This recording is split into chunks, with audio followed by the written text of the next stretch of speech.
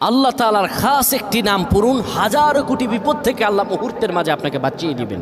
আল্লাহর কসম করে বলছি, আল্লাহ তাআলার এই একটি খাস নাম যদি আপনি পড়তে পারেন, হাজার কোটি বিপদ থেকে আল্লাহ রাব্বুল আলামিন আপনাকে মুহূর্তের মাঝে বাঁচিয়ে দিবেন। আল্লাহ তাআলার খাস খাস কিছু নাম আছে, আমরা অনেকে বিপদে পড়ে আপসেট হয়ে যায়।